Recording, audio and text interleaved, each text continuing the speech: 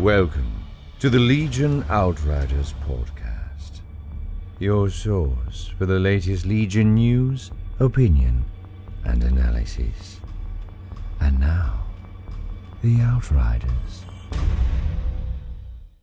Good evening, or morning, or afternoon, whatever it happens to be. Welcome to the Legion Outriders podcast, episode 129. Matt, Dan, and John here in the studio. How's it going, fellas? What's up? Yeah, we're time agnostic. Doesn't matter what time of day you listen. You can always enjoy the sultry sound of our voices.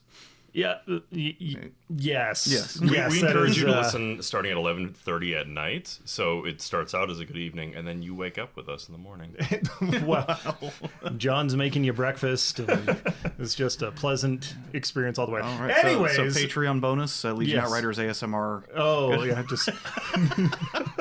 John's going to be doing a... The sultry sounds of Wookiees. Yeah. He's going to do a book reading for his favorite Star Wars novel. Just going to be 8 hours of him turning pages and then at the end say, wait, out loud?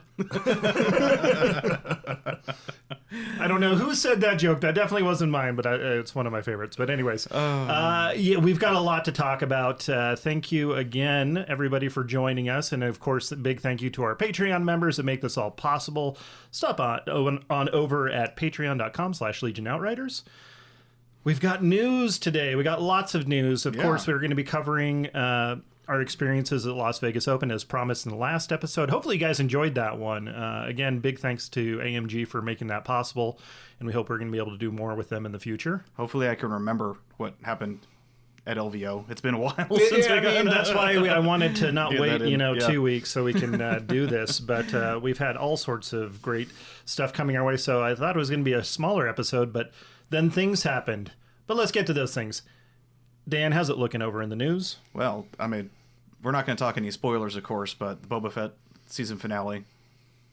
We all love that. I loved it. Yeah, no, it was. Loved it. I know you did, and I know exactly why you did, and I kind of despise you a little bit for it. I openly cheered while on the treadmill at a very full gym.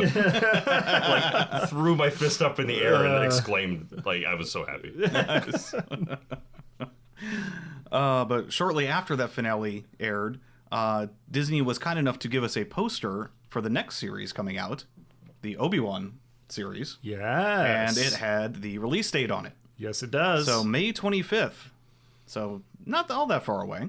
No. I didn't realize the significance of that, but somebody made a little meme pointing it out. But yeah, 45 years to the day of the original theatrical release of when we saw Obi-Wan for the very first time. May 25th, 1977. I thought it was kind of a missed opportunity to not go with May the 4th. And there was that's what everybody was saying. That, but they're like, oh no, we're doing it for a reason. So that was tip of the hat to them for that one. Yeah. What else we got? That's what I said. We're looking forward to Obi-Wan. Okay. Yeah. Yes. So, but we got some news from AMG. Well, that's good. About the even closer upcoming Adepticon, which is going to be March 23rd to 27th. So actually a lot closer than I just saw the dates recently. I'm like, oh, dang, that's right around the corner. That is coming up. Yeah, that's like, what, 5-6 weeks away? Yeah. But they announced the return of the Worlds qualifiers. Hooray! So Worlds track is back on track. And did they say anything about the previous qualifiers? Like the people who So won from RPQs? we have the quote from what they said here. Oh, my bad. I jumped ahead. Yes, you did. Quote it to us there, buddy. Somebody. Oh, okay. I'll go ahead and read. You use your narrator voice. These events will be the first chance for players who've been unable to attend events since 2019 to qualify and participate in the World's Championships to be held late 2022. I'll go back to my normal voice now. Yeah. They will join the existing pool of players who already hold invites for the World Championships in 2019 and early 2020 events. Woohoo! Yeah. Oh, nice. I wonder if there's going to be not enough participating areas that maybe some of the players can play for China or something. Oh, topical. No. But John started in the middle there. The first half of that announcement was, we are happy to announce that the 2022 World Season for our Star Wars games will kick off at Adepticon with 3 events. One for Legion, one for X-Wing, and yes, one for Armada. Hell yeah. So there you go. Armada's still at the World, so I think that's a very good sign for Armada players. They'll both be very happy. Hey! always hear about it whenever we make those we always jokes. catch a little bit of flack every time we make fun I'm of trying to Armada, be but- supportive. Sorry to both of you. Yeah. He meant me and Dan. And then a little bit after Adepticon, of course, we got 349 days to LVO. Oh, I can't wait. Are you starting any new projects for next time? Jeff, start painting. But another cool announcement. I know the paint streams have been ongoing, and I'll decide whether it's a cool well- announcement or not. wow, That okay, is the arbiter of all things cool. Yes. wow, we're screwed. Hi. But on February 8th, Will Schick had a paint stream, and a lot of the paint streams lately have been kind of cool, but they haven't really been able to drop much. But oh boy, did we get some drops! Like they were dropping it like it was hot. Well, in the words of the ska bands of the 90s, pick it up, pick it up, pick it up, pick it up. I was wondering if you're going to work that into the Yeah, episode. I had to. We were dusting off that joke from earlier. Oh, man. Anyway, I did want to give thanks to Andrew Grove, who posted on the main Legion Facebook page. He collated a lot of information from this stream, and it actually helped my research a lot. So thank you, Andrew. Yeah. If you happen to be listening as our one listener. See, you go and make those jokes, and we always hear about it. We can't do self-deprecating. Okay. All right. But on this paint stream was a lot more details about battle forces, in addition to the few interviews that Schick and Pagani have been having. If you missed any, definitely check out our last episode. But we got some more info on battle forces. So, of course, to reiterate what a battle force is, it is a general idea as a themed force that will have a different force organization, different building rules, but you get extra bonuses, potential command cards, new units, new extra things you can throw in there. Yeah, we didn't really get to have a chance to gush about during the interview when we were talking to him, but I didn't even consider the potential for command cards being part of it too, because Yeah, that's very exciting. When they dropped that nugget, that was pretty awesome. Yeah, I was, just trying to bounce around in my chair and not get too distracting. But and especially for like the older characters and the older factions. I mean, you look at like Han and Leia's command cards, and they look pretty scant in special abilities compared to some of the newer cards. So not bad, but maybe they need a plus here or there. And yeah, or like the Rebel and Empire generic cards are not great compared to the newer. That's fair. Newer That's fair. factions. Or like Veers. Yeah. Yeah, exactly. Yeah. So anyway, the 5 announced battle forces coming up, 4 of them are for the existing factions. So the cool thing is you can still build for the same existing factions. This does not change the existing building at all. Does not change the way the game is played now, but it gives you more options to build. But the cool thing is, at least in my opinion, for these 4 is they're literally just going to publish these new rules and cards online. So no box product, no investment, just get to reuse all of your existing models out there. That's awesome. Although we could definitely use a new Han and Leia. Yeah. If it happened to be coming our way, yeah. Yeah. So the 4 of the 5 are going to be for the existing factions, like I said. So they announced that the Rebels are going to get a new battle force called Echo-Based Defenders, of which they'll get 3 new command cards. Base defenders. Base defenders. Wow.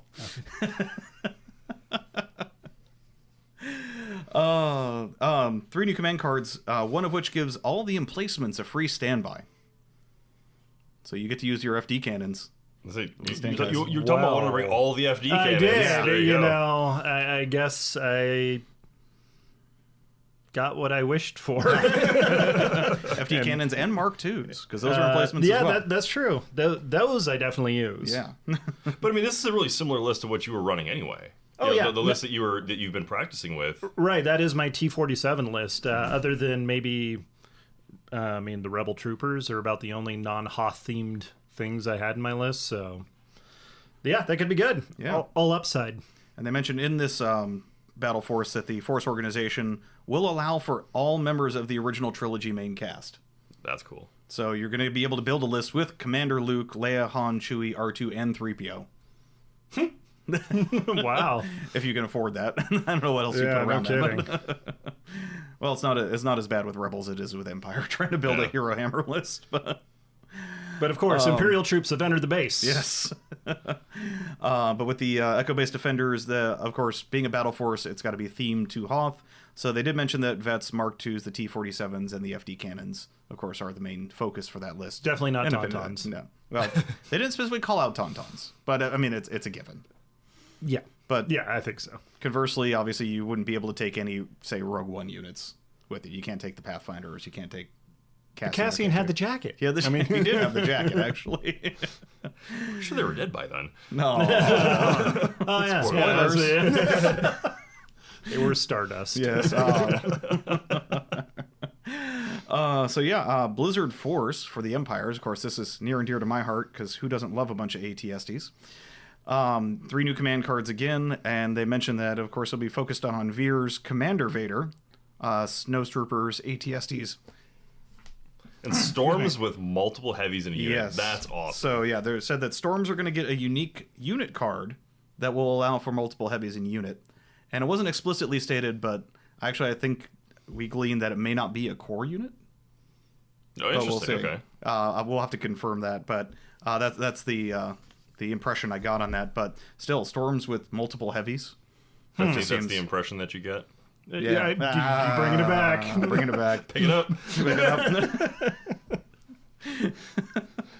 So, what, double flamethrowers?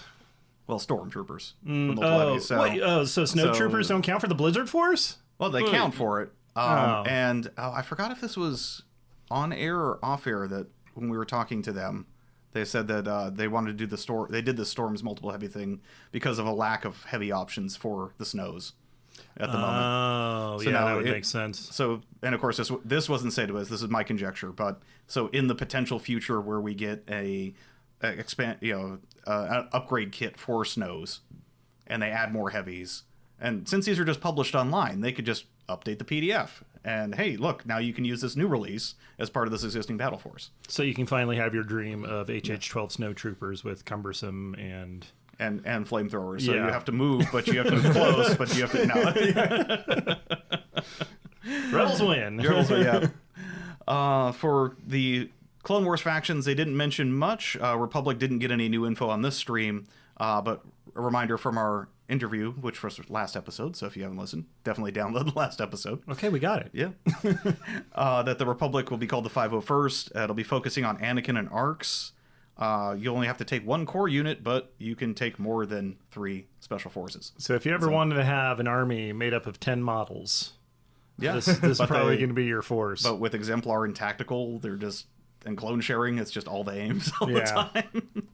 I wonder if Wookiees are allowed in this, because if you can have more than 3 units of Wookiees and Anakin, oh, man. and only one Do you core remember that choice? episode of the Clone Wars where Anakin was hanging out with the 501st and all the Wookiees were there? I mean, Me either. in my fan fiction, Okay, well, if we're going to bring into that, that's what we're going to have you narrate. Wow. John's Wookiee / fan fiction. Yeah. the entire thing's in Shreewook. Not safe for work. Okay. Yeah. And then the last Separatist battle force, which has been dropped as Droid Invasion. They dropped that at Mini Stravaganza. Didn't give any info, but they did say that the next Twitch stream on February 16th, Dallas Kemp will be dropping spoilers for that battle force. Oh, well, we better watch out in case there's a lack of communication, because that can only mean one thing. Droid invasion. Oh. Or loss of communication. Loss of Man. All So right. close. So close. The last battle force mentioned, of course, was the Shadow Collective, and I think this is the highest profile one. It is a mercenary battle force, so it's not tied to any faction. And there's a little more details on mercenaries coming a little later, but this is going to be actually a boxed product, obviously, because there's new models involved. Mm-hmm. It's going to be the first box battle force, but that could lead to, in the future, them making boxes for battle forces. I mean, it'd be a great way for new players to jump in. Yeah, they did the same thing with War Machine back in the day. You'd have kind of themed forces and all that, so I'm not shocked that they're going this direction. GW's been doing it for a while, too. Oh, yeah, absolutely. The little patrols and It's the only kill way to team get a boxes. discount from GW. Yeah, I mean, Okay. used to be. This is my first minis game, so is there more to expand on how this relates to it with the way other companies have done it? Or is this I very think we just similar? Or covered is it. just copied? Okay. I mean, other companies GW does it because they try to package in a unit that isn't selling, that they have a huge stockpile of, with units that they know will sell. So and then they'll throw like a little bit of a discount on it. Yeah.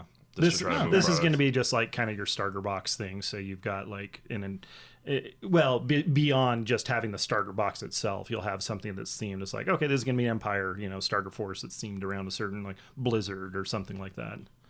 It's a good way to get Ideally. people basically playing right out the gate who don't want to buy the starter box or add on to what they have already from the starter box. No, okay. This is all just speculation, of okay, course. okay. We don't know for sure. Yeah. So, okay. So, I mean, we're running it basically the same the other. I mean, but it's a smart idea. Yeah. It's good. But anyway, they did say that this box would be similar to a core set, so presumably will come with rulers and movement tools and battle cards and things like that. No, that's pretty smart. Yeah. But Shadow Collective limited units will be Maul DeLoreans, which they say will be Shadow Collective only, but also some Black Sun and Pike units that will be available to be used in other factions and battle forces. So that's a cool thing with mercenaries. While not being a true faction, they are going to be able to be flexed into the other battle forces or the other factions out there. Yeah. But of course, each particular unit will have a restriction of who they can go with. So Until this I is how- find out whether Max Rebo's okay. Yeah. Spoilers. I'm not Okay. saying anything about that. One interesting little building tidbit that was dropped in there. Well, mercenaries will not count towards the minimum requirements of a unit type. So you'll still have to get your 3 core choices elsewhere. Right. So you have to say if your minimum was 3, you'd have to have 3 of your faction or battle forces specific core units, and then you can add mercenaries on top of that if they were core. So basically, the Empire has to do escort duty for having contractors. TCN. Yeah. Well, I mean, and this will tie into, say, the bounty hunters, which all the existing bounty hunters in the game will be getting a mercenary refresh. I'm Which will- excited. which is going to be great. Not only will their cards get refreshed, so we'll hopefully that they'll get some retuning, because some of them are a little in need of retuning. Yeah, I was kind of curious that during the last rules update that neither Boba nor Bosk nor Cad Bane were actually touched. So I mean, it makes sense that they're going to. Well, Cad Bane's already perfect, so perfectly balanced, an amazing model, and the best character in Star Wars. exactly, don't ever change him. But of course, in addition to getting a retuning, this will hopefully allow that more availability, so that more factions can take them, more battle forces can take them. I mean, they kind of did that in that. What was that other event they did? Not the unconventional warfare, the hunter hunted thing. Oh, I'm forgetting the name of it. Where you can add on an extra unit on top of your army, and Bosk was available literally to everyone. Oh yeah, I remember that. Yeah. That was a while ago. I'm trying to remember the name of that, but that. Yeah, I'm sure that was. we got the idea across. Yeah. So between that and unconventional warfare, you can see how they've been kind of testing these concepts to do it. We did get a few other things that were non-Battle Force related. The Star Wars games part of the AMG website, they said, is coming, estimated to be March to April. Nice. So Good. we're finally getting the website. Maybe we'll start getting the the preview articles we used to get and all that. That'd be kind of cool. I mean, well, as they I said, do I that don't right follow now? MCP. So what do they do for kind of MCP They've reveals? been on that? doing a lot of previews on social media. Yeah. Okay, so They're- nothing. I usually like- catch 'em on not- Twitter, Not yeah. the FFG style where they would put an article out. It's No. just all social media. No, it's all social media. I mean, their Facebook and Instagram and Twitter presence is pretty good, but better than FFG was. Well, Cool. they are planning the next mini extravaganza. with the Is it goal of time doing- already? Yeah. Wow. I mean, they didn't give a hard date on that, but they said they're okay. planning it. But their goal is 2 per year, like they've been doing. Just like you're planning for LVO next year. Got it. Exactly. Okay. The model with Boba with a gaffy stick, shown at the last mini extravaganza, is expected to be late 22. So we'll see it in mid 2023 then. Why you gotta be like that? Get my hopes up and then hit me with that reality hose. But it is the first AMG developed model. They did confirm that. Oh, interesting. that point okay, on, we'll everything have else has been in the pipeline, so that'll be the handover. And Will did mention that they'd like to do more battle card products and more terrain products. They didn't give any details, but they said that they would like to do more of those. Of course. So- We'd always like to do more of everything, yeah, we right? like to do more of everything. But of course, with developing all that, Will did come out and say that the product development timeline, and this has been pretty public knowledge for a while now, is roughly 18 to 24 months. Yeah. So I know everyone's excited for everything they saw in the season finale of Book of Boba Fett. But but keep in mind, Some things more than others. yes. So I know we're all excited to see those, but keep in mind then, and this was not said by AMG at all, but it's kind of been my theory based on what I've seen come from previous FFG releases, from Hasbro releases. Disney Lucasfilm is not giving their licensees any preview or pre-production material at all, unlike pre-Disney Lucasfilm, which literally said, here's all the stuff we're working on, so that they would have product ready. Well, Disney is not doing that for their quoted reason of not giving spoilers. So that's why we're kind of working on a 2-year delay on, on things coming out. Yeah. It makes sense. Yeah. It'd be nice if they worked with their licensees, but I don't know. Yeah, but then you're going to get, I mean, you get leaks from everything anyway. Was there like, I'm trying to remember back when the prequels, I know, my year 2000s brain, 99 brain. How many well, of course the internet wasn't really wasn't as big back then, right? Yeah, I'm trying to think. Like and the last major launching projects. Merchandising concurrent with the films was a big deal. So true. I mean, it's still a big deal, but yeah, it's kind of a mess fair. now. I mean, look. I mean, I know you guys probably don't look at the action figure market as much as I do. But the Marvel action figure releases are just a hot mess compared to the movies right now. Oh, really? I mean, COVID was kind of a bit to blame on that, but yeah.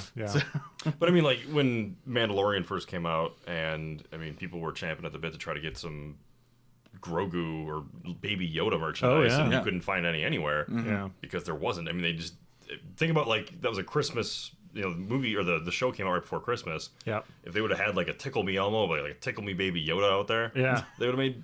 Well, I think it came out it. in October, and then it was basically a few months later, everything was in lockdown, so there was no production on anything, so they were scrambling to find anything to get made. That was the following spring. Yeah. Oh, okay. So, I mean, you figure if you wanted to release that merchandise concurrently with the show, I mean, you'd have everything ready for Black Friday. I mean, you could pretty much print money if you would have sold like a Tickle Me. I don't think they're Baby worried Yoda. about that. Yeah. And as much as Bob Chapek is penny pinching over at Disney, you'd think they'd want to figure a way to get more money out of it. But anyway, that's a whole nother topic for another time. And speaking of new topics, welcome to our Genie Plus episode. No, not that one? Not that one, no. Speaking of new topics, we'll be getting into our recap of LVO. That's right. So we're going to take a short break, and we'll be right back to talk about the Las Vegas Open 2022. Hey guys, Matt here to tell you about our friends over at 6UP Supply. If you're like me and don't have access to your own 3D printers, 6UP Supply has you covered with a whole suite of printing services to bring those awesome files to life. The Outriders are proud to be partnered with 6UP, and you could find special themed terrain, gear, and tokens with a big discount for Patreon members in the Outriders Central section of the website. And that's not all. You can also get terrain bases, game supplies, tools, LED kits, and more. Stuff is being added all the time.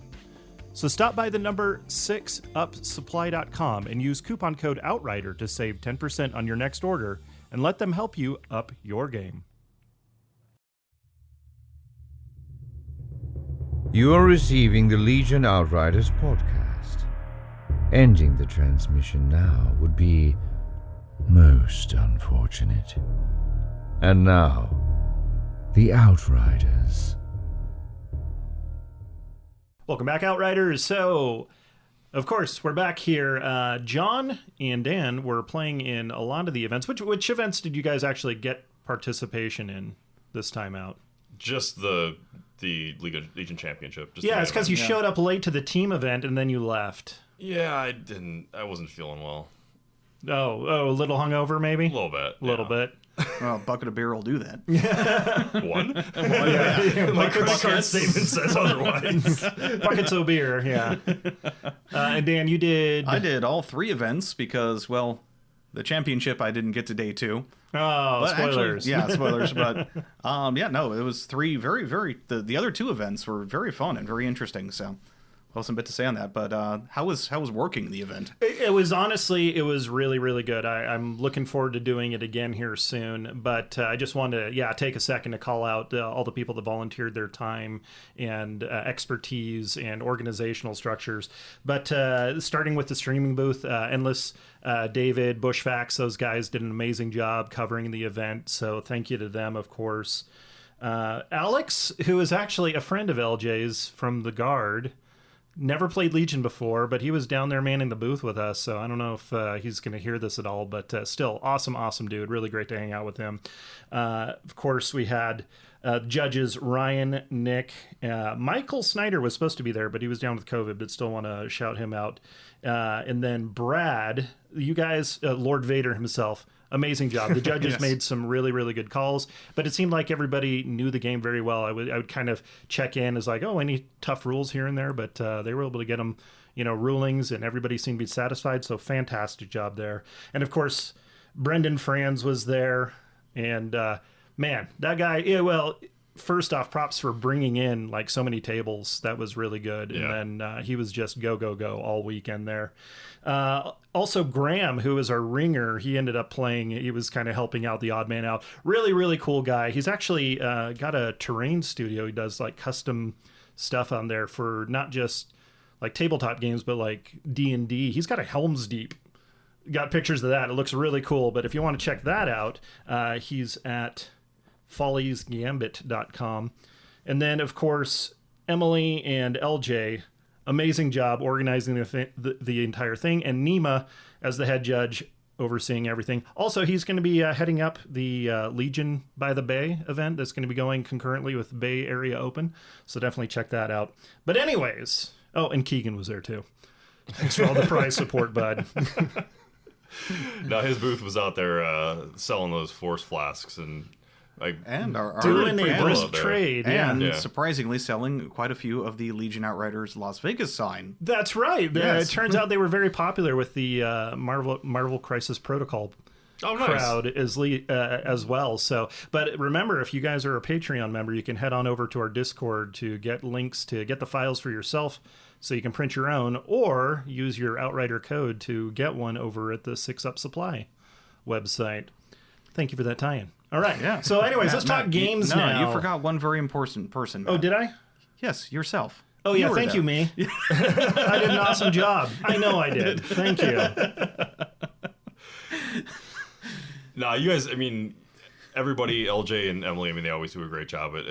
Props to you, Matt, and all the rest of the judges out there, because you guys, were on your feet constantly running around, and playing the game was exhausting enough. But I was camping out. But no, it was actually for having such a big break between, I mean, it was a 2-year break between that, hit the ground running and functioned super smooth. So I was really surprised at that. I mean, I think we were within, if not on time every round, like no more than 5 minutes late.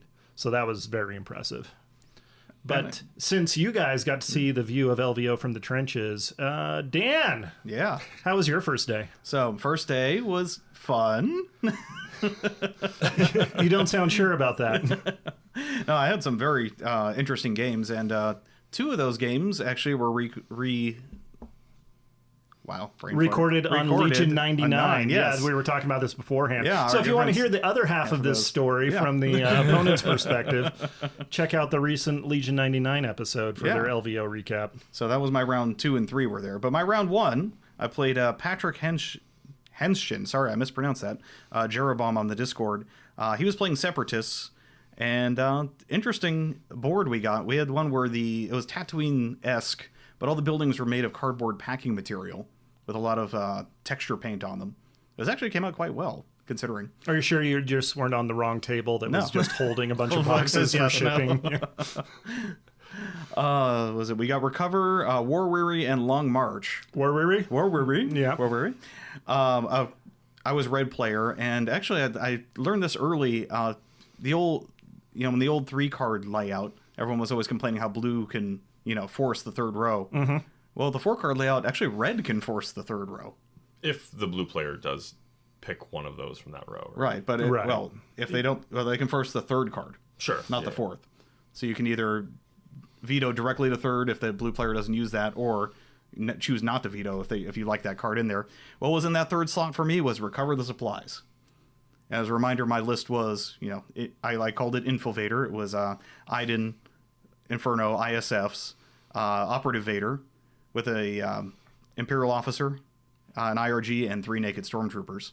So I was able to infiltrate Iden right on the center box, since it was also Long March, and he couldn't zone me out of that. Oh, wow. Yeah, that's pretty ideal. Yeah. Now, Patrick did have the spider droids, and given the shape of the buildings, they were very square, so he had them in elevated positions.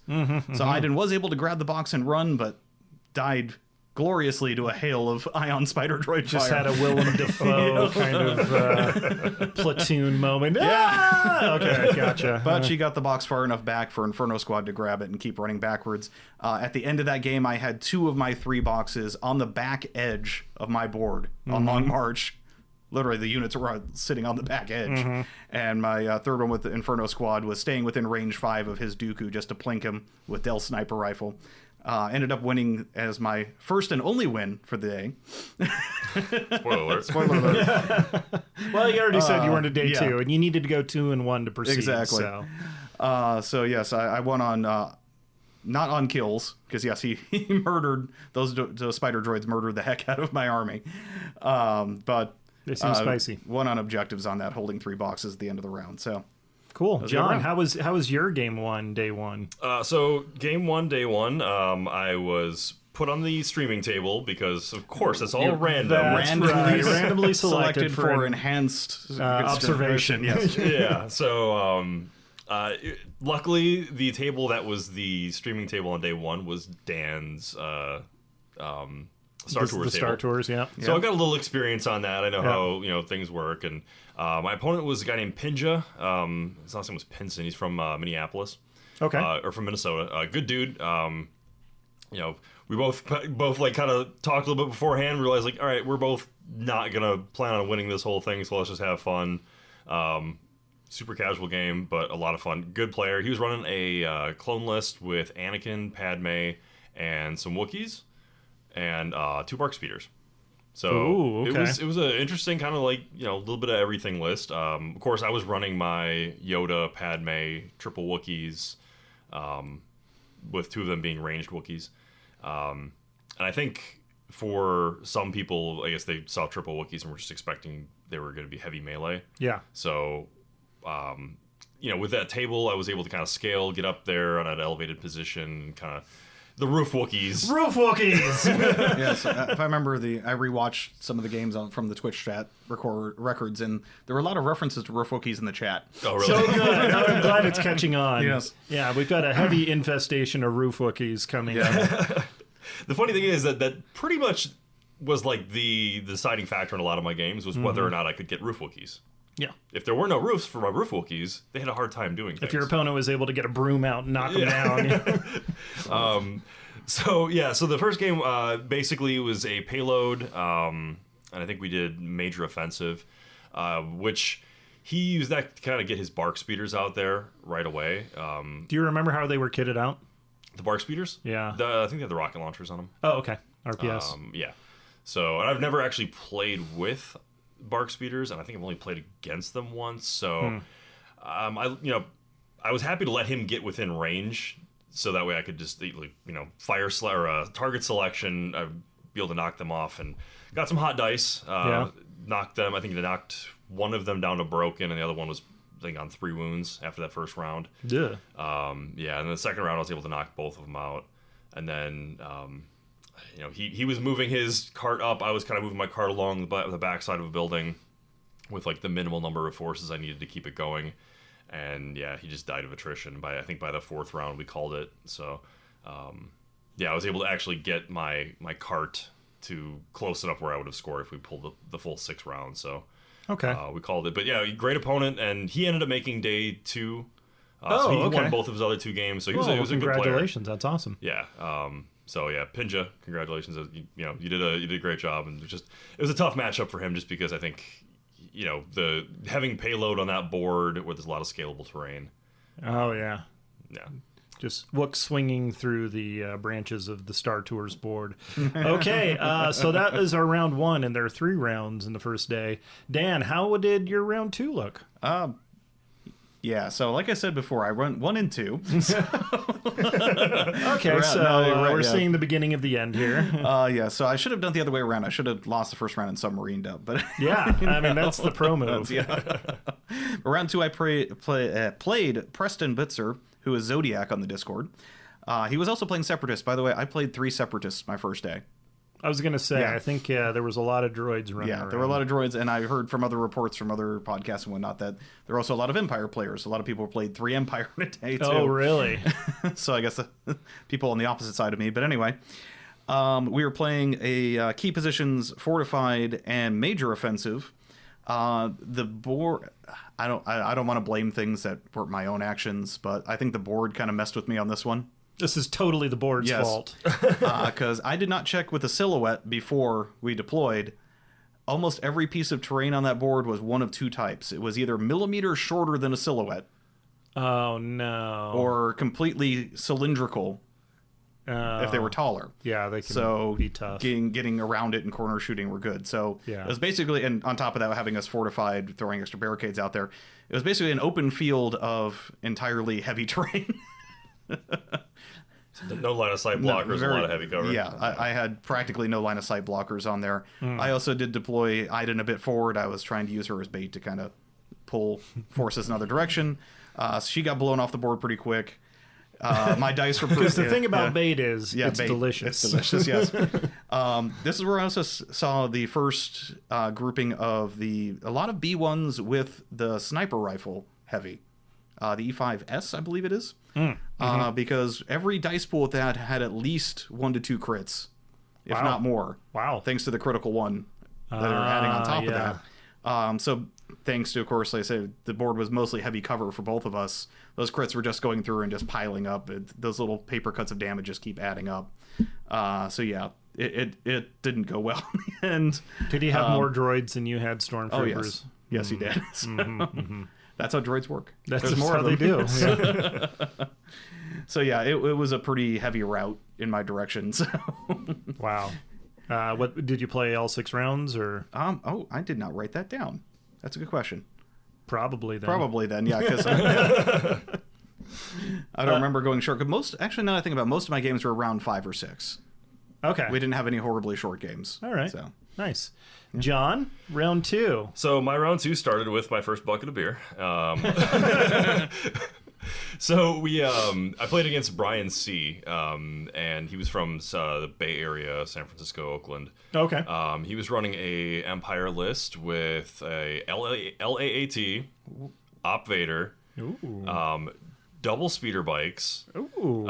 It was an interesting list. Yeah. And then a Shore and Stormtrooper gunline for the rest Okay. of them. All right. So, having played against Op Vader before, I was felt a little bit better prepared to deal with it. But he was also running burst of speed on him and started him out in the LAAT. So I'm like, okay, well, this is a fast Vader. You Yeah. know, this is the Vader copter. Yeah, I've heard about this. I've never played against it. There's a reason. Yeah. So we were about tied on activations. I think he had 9 activations. I had 8. And we ended up going with Battle Lines and Breakthrough, which I don't love for my list particularly, but with the way the terrain was set up, I was able to kind of just put out roof Wookiees. There was some scalable terrain that I was able to get to. Okay. And kind of set up a two range 3 bubbles on either side of the center of the board to kind of at least make him fly into that. So I was able to put some attrition damage out there right away. He loaded the LAAT and Vader on one of the flanks, and I put one of the units of Wookiees out there, the unit of melee Wookiees actually, to kind of meet it if he happened to get out and unload, and then put a unit of ranged Wookiees out there to put some fire on the LAAT, and I was luckily able to crack it down to, I think I was able to break it that first round. Some good dice, I did some fire supporting. Vader was still able to move up, got out, charged into the melee Wookiees, and I basically moved all the rest of my stuff to the other side of the board. So you had it right in your hands, the Vader down scenario, but you're like, yeah, we're piecing out. You know? Let's pick him. I've seen where this goes. That sacrificial unit of Wookiees will be remembered fondly for their sacrifice. But yeah, whoever they were. So I mean, thankfully I was able to tie him up for a good portion of probably the first 3 rounds. By the time he was able to get into the rest of the game, it was a little too late. However, the rest of the battle was, he was able to get those bikes around the side. No matter how, like, what part of the game we've been talking about, like, there was a point in the game where bikes were not good. Mm-hmm. I've always hated bikes. Really? Always hated bikes. Wow. I mean, just You their got some ability hot to get. takes there, sir. No, they've always been good. I've never Oh, enjoyed okay. playing I against see. them. I see now. I mean, I'm not an Empire player, so like my right. experience is playing against them, and I've never liked playing against them. Okay. They've always been good about getting around cover. Yep. They got a good dice pool. So he was able to mop up some of my my naked clone troopers that I was going to use to, get the breakthrough points. Hey, I was using those. I was able to, by turn 6, I was able to kind of set it up for the size matters not turn, which that's Yoda's 1 pip that lets him move at speed 3, disengage, jump, play multiple free actions twice. And basically that kind of set me up to score some objective points. I think we both had 2 units that scored at the end. It was a bloody game. There wasn't a lot left on the table at the end. I think I had Yoda, 1 unit of Wookiees, and Padme left alive. Woo. And he had, I think, 4 units left alive, but only 2 that were able to score. And then, so my 2 units scored, his 2 units scored, so we basically added up the points, and You had 2 characters. I had 2 characters, and I think it only added up to being like 18 points difference. Oh, man. So it was, I mean, and it looked like, honestly, we were going kind of long. We were cutting it close with time. We did manage to finish up that 6th turn, and, props to him for being a great opponent, because, had he slow played, if it would have ended at 5, he probably would have won. I hadn't had enough. I was setting up for that Yoda turn 6 1 pip turn, and props to him for making it a concerted effort to make it 6 rounds, because That's good. yeah, That's real good. It probably would have been a different result if it would have gone 5. Okay. But anyway, yeah, great opponent, great game. He ended up making day 2 as well. I saw Oh, good. him there, so Okay. I think I might have been his only loss of the day. But yeah, that was my game 2. Okay. So that one took a lot out of me. Yeah. You have some games where it's just like you leave the game just mentally drained, and I don't have the endurance for 3 rounds in a game. Well, spoiler. Well, let's go ahead and we'll jump talk about in. that later. But, Hey, yeah.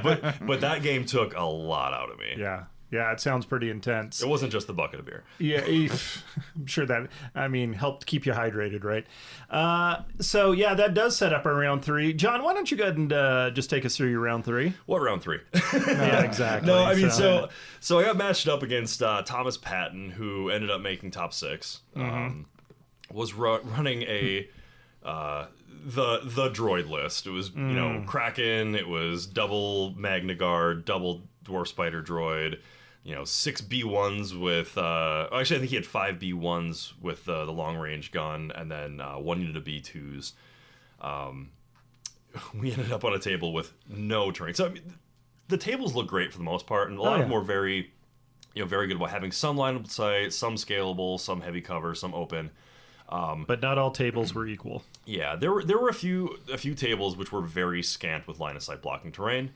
The Sith tables. I don't remember what it was. A Korriban. Yeah. Is that the name of the Sith planet? Yeah. There were 3 tables all back to back to back that were all designed like Korriban. Beautiful tables. Not very good for line of sight blocking terrain. Yeah, And- they had tall but kind of narrow structures there. Yeah. So we sit down at this table. I basically look what the scenario is. I'm like, look, I'm 2-0. You're 2-0. We're both going to get day 2. Shook my hand. I'm like, I need to get another bucket. Yeah. like I need another bucket of beers. I'm spent.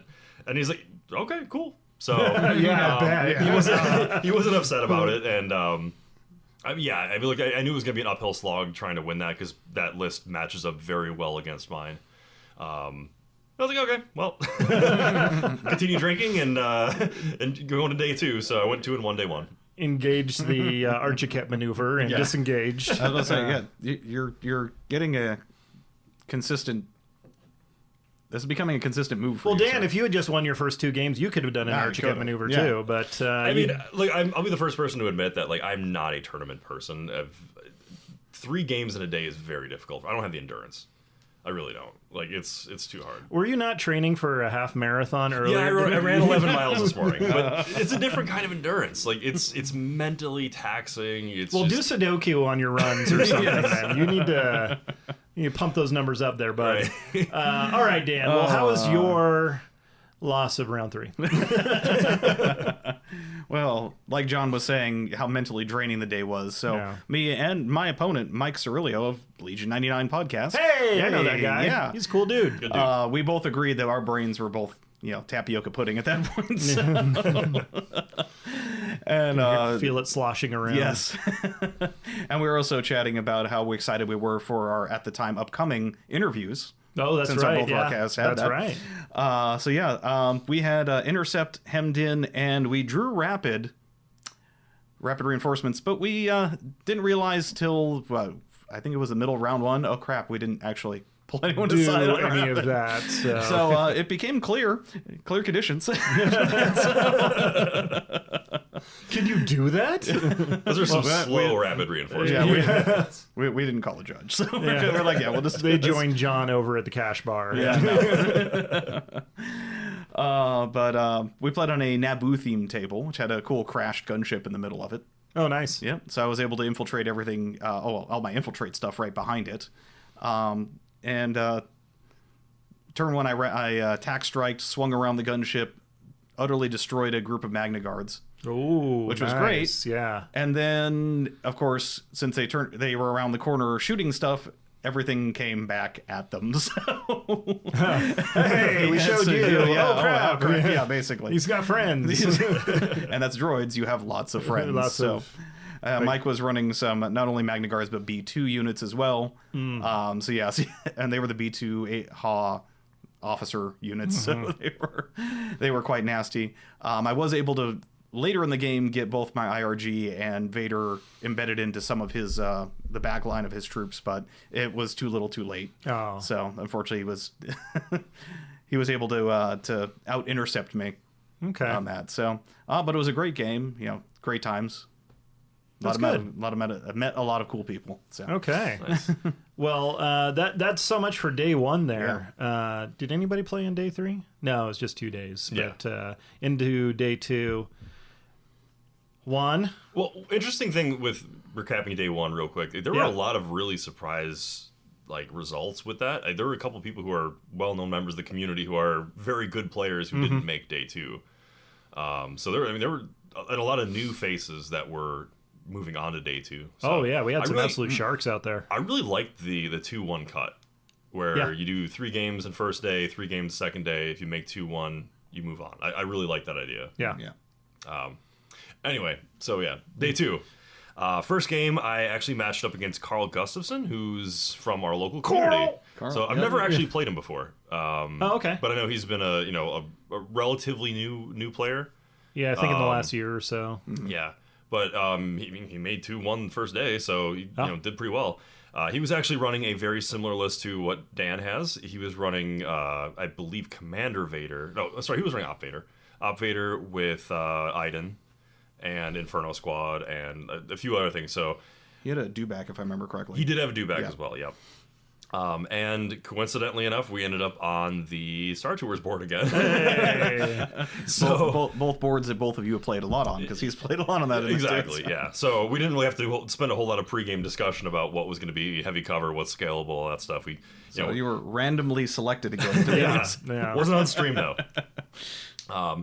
But it was a good game. We ended up playing Payload again, and I think having played Dan a number of times now with his Darth Vader Iden list, I had some reps against it. I kind of knew what worked and what didn't. Because we've only been put in the same league pod, two Twice leagues now, in a yeah. row. Yeah, exactly. So thanks, Dan, for helping me get some reps in against Glad that I list. could help. So we ended up, like I said, Payload, and I think it was also Major Offensive or Long March, one of the two. And we ended up pretty similar to that first game, that first day, where I was able to kind of avoid Vader for the most part. I also avoided Iden and shot the dewback off the board. It wasn't a close game. It ended up being pretty lopsided. I got some good rolls. I think he had a couple missteps that he recognized, but we played pretty quick. I think we went all 6 rounds, but I think we finished it within an hour and a half, maybe. Wow. So it was a quick Okay, game, but that's good. great opponent, great guy, and I'm looking forward to playing him more in the local community. Cool. Right on. Awesome. So yeah, day 2, I went to unconventional warfare. Okay, so for those that may not know what the unconventional warfare was, what's kind of the shtick there? So this was kind of, I like to create it as a early test for battle forces, because you could play the standard battle or force organization in a standard game if you wanted to, but you could also choose 2 alternate force org charts that on the side also gave you perks. So there was one that was more hero and special forces oriented, and that's of course the one I went with. And there was one that was more support or heavy oriented. So what the special forces hero one is, you could take between 3 to 5 commanders or operatives, of course minimum 1 commander, and then up to 4 special forces slots. Wow. So of course, what did I do? Iden, Inferno, 3 ISF. Just had those ready to go, huh? Yep. And threw some naked stormtroopers in there. Oh, speaking of which, these 2, you had less core requirements. You only had to take 2 core as opposed to 3. So 2 naked core, and I had 120 extra points. So I threw Bosk in the list as well, just to mix it up a little. Give me a few more command cards as well. Okay. Because that is one of the perks. Is actually you got to have 2 extra 3 pips in your hand, in your command hand. So you can have up to 9 cards instead of 7. So, and I had Imperial Officer in there as well to round it out. But my first round, I played Alpaz. He was playing Republic. We had Evaporators, Disarray, and Fortified. So, yeah. So that was interesting. I had to think through that one real quick. But the fun part, of course, having 5 infiltrate units. 3 of the Evaporators, I had people touching them at turn 0. So, so I literally deployed Iden Inferno and then 2 ISFs on his 2 forward Evaporators. Oh my goodness. And You like your Evaporators, huh? Yeah. And I had 1 ISF on the 1 VAP, and then my guys who actually had to deploy in my deployment zone got my final one. So yeah, I think it was the end of turn 2. All the VAPs were completely touched to my direct. I always forget with VAPs because I forgot which player I was actually, red or blue. But anyway, damaging or repairing. I was damaging or repairing all the way. Yeah. So that was my tactic this game, was literally hit them all as quickly as possible and then just delaying actions as much as possible to keep him from getting. He had Anakin and Padme, Clone Commander, multiple ARC teams, and 2 Barks. Okay. So he was running also the lead from the front, as it was called, for having more heroes and more special forces. It was interesting. I want to call day 2 or unconventional warfare my day of dice variance, because I had some crazy dice situations. And I don't like to blame dice. I like to don't blame dice. you don't like to blame tables either. But this one worked in my favor. He had a Bark shooting into Iden with fire support from a Z6 team. 13 hits into Iden. Wowee. I rolled 11 blocks. Sounds about right. Yeah. That's been my experience playing against Iden. This was the only dice variance that went my way, the whole event, by the way. I'm sure he didn't begrudge you those blocks, but No, I hate actually. you for him. The other way around, I used a concussive blast into one of his Barks with 1 health, and it blocked everything, too. Oh, okay. That seems fair. That was karma coming back around. Swings on and me. roundabouts. Yeah. So, ended up winning that one because we only went to turn 5. If we had gone to turn 6, he actually had the action economy to get to the remaining VAPs he needed to tap them, tie us on objectives, and he had killed more of my force. Oh. So if we had gone to turn 6, actually, there was a extremely high chance he would have won that. Oh. Well, I got a slow play, Dan. Yeah, jeez. Still play. We went to turn 5. Come on. How many rounds did you play that day? I played all 3 rounds. Oh, there were 3 rounds. There were 3 rounds of unconventional. unconventional as well. So, yeah, That was round But one. back to the real event. Yes, real event. Yeah. I was actually more excited for unconventional because the It did list sound building like a was lot very of fun. fun. Yeah. So my day 2, game 2, came back from lunch with my first bucket of beer for the day, and Your liquid lunch, yeah. Okay. I didn't have lunch beforehand. Oh, okay. And it was funny because Bobby Joe Blood Ocean on the Discord I met him the day before, and he and I were talking, and good dude, kind of became good friends with him, struck up conversation, and we were talking about lists and everything, and I got back from lunch, and I saw him looking at the screen, and I'm like, oh man, who you playing? And he's like, some guy named John. I'm like, John what? And he's like, Arch something. I'm like, oh no. I'm like, where are we playing? And he's like, right at Jeff's Lethal table. Oh, and I just look at it, I'm like, oh no. Yeah, because there's not a lot of. I mean, the buildings there are curved or arched roofs. Everything is curved. Nothing is scalable. There's very little line of sight blocking terrain. Oh no. And he and I talked about our list the day before, and he's running that list. That droid crack. I think he's running just the regular super tac droid. Mm-hmm. But all the rest of the good stuff. Got the Magnas, got the DSDs, got all the B1s. And I'm just looking at this table. I'm like, oh no.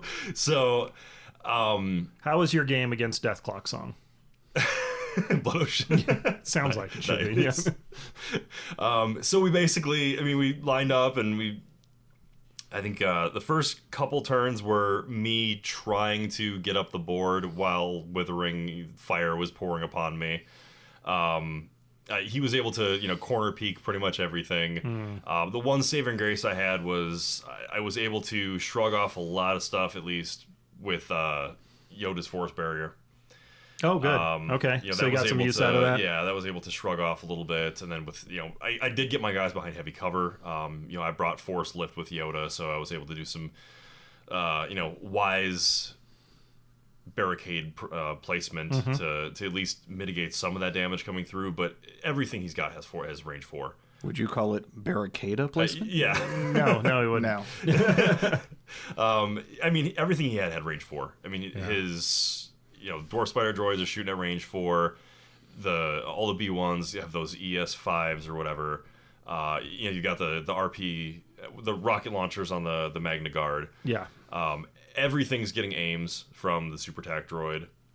He's got some command cards that let him do recovers, which basically allow him to cycle that the ion gun. Every single turn he had perfect order control, and he had perfect he was able to shoot the ion gun, droid-like precision. Exactly. And that's a credit to him. Yeah. Because I guarantee you put that list in front of me, I'm not going to know how to do that Comes with reps. That comes with having a finely tuned machine. Yeah. So props to those droid players who can do that. I do think it's a list that it's an army that needs a little bit of look at, from a balance perspective. Well, to be fair, your list it's a simple recipe for success. Sure. It's Wookiees plus roofs. Yes. And if you're missing one, if you're cooking without one of those ingredients. Yeah.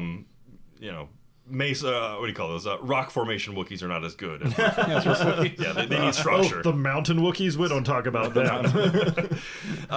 So I think we made it through turn 3. And I had gotten up to a few points. We were playing key positions, and also the center point was the very curved arch, which is a large piece of terrain. Yeah. Where all he needed to do was bum rush with his 6 units of B1s, and there was enough surface area on that piece of terrain that I wouldn't have been able to use Yoda to mitigate that by throwing... Yoda does a lot of work on key positions because he can, influence about 3 or 4 units, or, cause a 3 or 4 point swing on one piece of terrain. Wow. So, that was why I wanted that objective, but, looking at the size of that piece of terrain, I wouldn't have had the impact. And then through attrition, he just started picking off units here and there, and I think by the end of turn 3, the writing was on the wall, and I was just like, hey, good game, man. We can call it. It's, it's a foregone conclusion, so... Yeah, that's fair. So I don't blame terrain, and I don't blame the list. You, like Dan, don't like to blame tables. No, but when you do run into a situation like that, it's an uphill battle. Yeah. And plus, he's a good player with a good list. And exactly. Yeah, it's just you're putting it on hard mode for sure. Yeah. Yep. So I wasn't up So to. your day 2 dreams were dashed. Did you play the round 3? Well, so I didn't know that you had to play round 3. I thought it was single elimination. I thought it was like, oh, you win. No. That was day 3. Oh, okay. Well, so there was the third game, and I was already like, I think on my second bucket of beer at this point, and with some other friends, and we were like looking at the game store. And all of a sudden, I get a text from Matt saying, "Oh, hey, you gonna show up for your third game?" I'm like, my what? So I walk in, and I mean, I don't remember the gentleman's name. He was running Rebels, and I was like, "Hey, bud, how you doing?" He's like, "Good. I almost thought you weren't gonna show up." I'm like, "How would you have felt about that?" And he goes, "I mean, it would have been kind of cool." Because I'm pretty drained. I'm like, well, the good news is... And then he just faded away like a Force ghost. So basically we had to basically do the turn 0 flip of the battle cards just to make it official. Uh-huh. And then I was like, all right, good win, sir. I'm still got stuff at the register in the game, Exactly. in the cellar area, so... Yeah, and I know that's not probably the proper, spirit of competition to do that, but like I said, We'll have Jeff ring a bell in your direction later. You can shame me all you want. Yeah. So my official record for the weekend was 3-3, and I'm fine with that. Of games played, you went. I went 3-1 of games played, so okay, I'll take that. Well, okay. So that brings us to Dan, round 2 and 3 Yeah. for Unconventional Warfare. Yeah, so second round I played Marshall McPherson, who was my first Empire match of the event. So it's fun to go up against a fellow Empire player. He had 4 E-Webs and a Gav tank. Woo! With Veers leading that.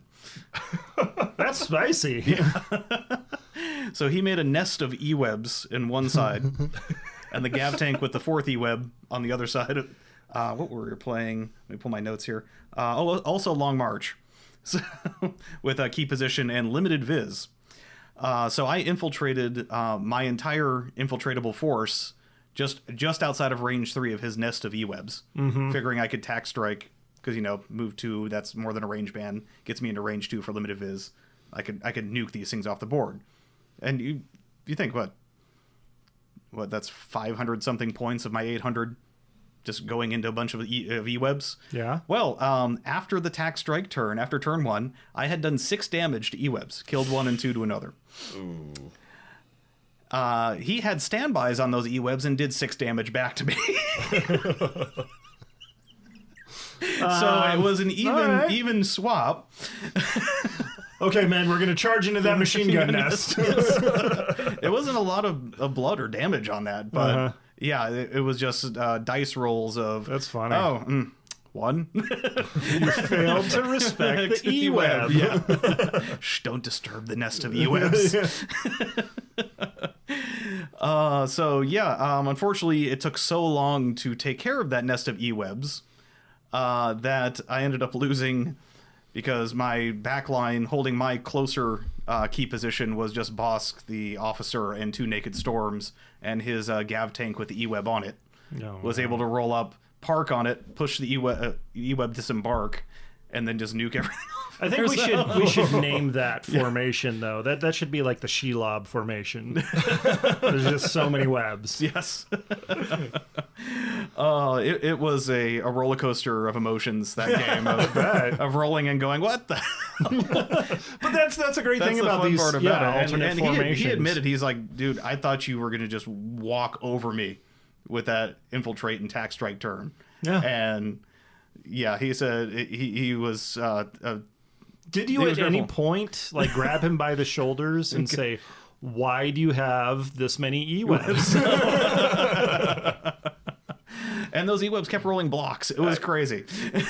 They had, I don't know. They were, anyway. Yeah. No, he was straight up apologizing that his dice were just blocking everying. Yeah, Dice were doing nothing. And I'm like, man. Should have brought more Pierce. Yeah. He said he normally wasn't one for, the the podcasting and advertising or publishing about the games he plays, but he said that he wouldn't deny me this story. So thank you, Marshall, if you happen to be listening. So my round 3 was against Discord name Hob Bramberkey. He asked that I use his Discord name. Okay. It's his real name. It was another interesting dice variance game. Oh, boy. So Intercept, Limited Viz, and Danger Close. This was on a table that had kind of a Sith pyramid. It wasn't the Sith tables you were playing on. It was a green mat table, kind of foresty, but it had a Sith pyramid and some statues on it. Since it was Danger Close, we had our outer rims of the board. The Sith pyramid in the middle had room on its top. It had a flat top for room for 2 models. And he was blue player, so he dropped his Iden. Yes, he was Empire as well. Oh, my goodness. Iden Krennic, Op Vader. He dropped his item on top of this pyramid. Wow. Instantly zoning me out of infiltrating most of the board. Oh, no. So I just deployed in my deployment zone because I figured, screw it. I'm within attack strike range of you, even on limited viz. I'm just going to nuke Iden off the board and then deal with the rest of his army. Well, how did that go for you? So turn 1 was attack strike. Iden lived. Turn 2, I did Reptilian Rampage, figuring that Bosk double shooting would kill her. Nope. Didn't live. Didn't such die. an odd thing. Yes. Weird. I didn't die when you wanted her to. Yeah. So attack strike did some damage, but didn't kill her. Reptilian Rampage, and then my random bag drawing for the rest of my ISF still didn't kill her. What killed this Iden was Becky, my Imperial officer. See? Near the end of turn 2. Hero of the Empire Becky. I said, you know what, YOLO. I'm going to pistol shoot you. No mods. No tokens. Just straight dice, huh? Straight. 2 crits. Wow-wee. Double crit. Yeah. He rolled his defense dice. It killed Iden. And of course, that was 2 entire turns of my entire army shooting Iden at the top of a pyramid. Oh, wow. So because of that amount of energy focused on one, the rest of his army just came in and swept the rest of mine. So. Yep. I've been that player in that situation. I can identify. So hero, legend of the Empire, Becky. Yeah. Assumes the identity of Iden now. Yes, pulls the pistol. Double crits up. Wow. So that's how my dice went. Was mostly fails with some very, very extreme successes. Well, in very small cases. It sounds like you at least had fun with that. No, it was that one outcome. Both, exciting, exhilarating, hilarious, and draining. Yeah. So day 3. Oh, that's right. Oh, you did doubles. I did doubles with Jeff. Since we don't have your partner, why don't you give us a quick overview of the doubles Jeff, day? This was entirely Jeff's idea. I'm going to preface this with. Yeah, okay. He came to me and said, "Hey, let's do doubles. I'll play Empire with you."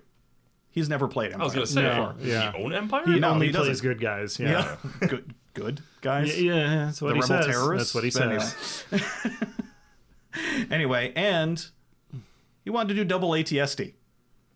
I mean, that's cool. That's the best idea he's ever had. So we did double ATSD. He did Veers, Bikes, and Storms with Astros, and 1 ATSD. Because with the teams, of course, you can only have 1 heavy per player. I did the other ATSD, and then I filled out the rest with Iden, Inferno Squad, ISF, and the Naked Storms. Just all your normal stuff. My normal stuff. So, and that was our plan. We're like, he's just going to ram and I told him, you completely control my ATSD. I'm not even going to do anything on it.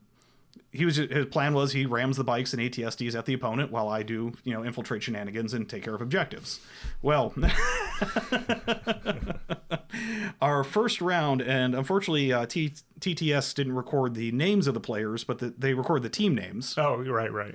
Oh, speaking of team names, what was your team name? I kind of twisted his arm into our team name. We ended up being Thrawn's Blue Balls. Yeah. Nice. When I gave you the best team name anyways, the Cheese Ascendancy. But you didn't want to use that. We'll use it next year. It's fine. Okay, that's fine. So you're talking about the plasma balls that they shoot the plasma spheres. Yeah, exactly, yes. From the Thrawn novels. Anyway, so our first round was against the Beehive of Banthas, who were playing Republic. Okay. They were playing, of course, Anakin, Padme, Wookiees, and Fluttercraft. All right. So how'd that game go for you? Let's just say the Fluttercraft with bowcasters on them, hit ATSTs pretty hard. So Really? yes. Wow. Impact Pierce. So Okay. so yeah, I tried to tie up some Wookiee squads with infiltrating, shooting and fading. I thought you guys would just pick them out of the sky real fast. The cool thing about the team event, well, I don't know if it's a cool thing, but we were given what our battle cards would be. So the event coordinator just said, hey, use these battle cards. Right. And that we had key positions, battle lines, in clear condition. So it was kind of, straightforward. Yeah. I don't remember too many details on this game, I'm going to be honest with you, but That's fine. it involved, just kind of the involved lots overview. of fire support and a lot of like horrible exemplar sharing tokens and just nuking things All off that the kind board. of stuff. Yep. Round 2 was against the 224th Armor Company, another double ATST list. Yeah, I was like, there's so many ATSTs on the board. Yeah, the rumors swept the hall. And we landed on LJ's Navarro, or is the Mandalorian fishing village board. Oh, nice. So the okay. extra irony of quad ATST. You didn't go with into the a water, did you? LJ actually took a picture of it and posted it on the Frontline Gaming. Oh, yeah, that's right. On the Facebook there. I think we see Jeff's arm in there. Yeah, Jeff's arm, my arm, and which was recover, hostile, and major offensive. They had Veers, Callus, and a lot of shores. Wow. Let's just say they won the ATST fight. They killed the first ATST, and of course it just snowballed from there. Boo. Actually, it came down pretty close because it was recover and of course infiltrate shenanigans. So I was able to grab the middle box. The both ATSTs swiveled at Iden and The swiftly Titans nuked it. battled it out while you grabbed, the snack bars. Sorry, and exactly. No, his ATSTs did kill Iden, but I actually pre-measured Iden grabbing and moving backwards, and I left Inferno literally right there. So when I moved Iden backwards, I just swung the box in base contact with Inferno. So that when Iden died, Inferno went grab run. Nice. That's good. The game ended up with Inferno holding a box, his two Shorers holding a box, one of my Stormtrooper squads holding a box, running to the third box. Made it to the third box, base contact, activated. Because he had shot it, it had a couple, and it was hostile environment, so it wasn't able to drop any suppression. Had one suppression, or two suppression on it. So it came down to literally a rally roll, whether or not he would be able to grab the box or run off the board, because the box was right on the edge of the board. Yeah. So roll 2 white dice, double blank. He ran off the edge of the board. We lost. Rough. All right. How about your last game? Did you get redeemed? Well, no, there was only 2 rounds. That's right. There was only 2 rounds in the team event. So that does sound like a lot of fun. So yeah, it was a very fun event. Great meeting everybody. Thank you for everyone for coming out. Yeah, and I'm sure it'll be even bigger next year. But any final thoughts on your experience, John? No. You almost went to the doubles, so that's cool. I almost went. I did show up. Late. And then there were I know who your partner teams. was, and so I'm baking in a lot of forgiveness there. I mean, yeah, full transparency, after the night before, we all went out to an English pub and had a good time. It was until probably about 1:30, and then woke up the next day, almost made it in time, and then we just decided to buy a bunch of A Song of Ice and Fire miniatures instead. Because that's all I need is another game to play. Yeah, no kidding. But anyways, guys, hopefully if you were inspired by the stories of the trials and tribulations and the games that went on, hopefully you can make it out next year if you haven't been to Las Vegas Open. I'm sure it'll be another fantastic event. But thank you for keeping tuned in with us, and we'll be back in a couple of weeks with another episode. In the meantime, stop on by the old Facebook page, facebook.com/Legion Outriders. Think about becoming a Patreon if you're enjoying the show and want to support what we're doing here. John, where can people find you? Outrider_John on Instagram. Dan? Outrider_Dan or DanTech on the Discord, in your streams, and at the next LVO in 349 days. Oh, my goodness. And, of course, you can find me on Twitter at GRN_Archer, or as Captain Archer, or a.k.a. Outrider Matt on the Discords, and in Twitch at twitch.tv/Captain_Archer.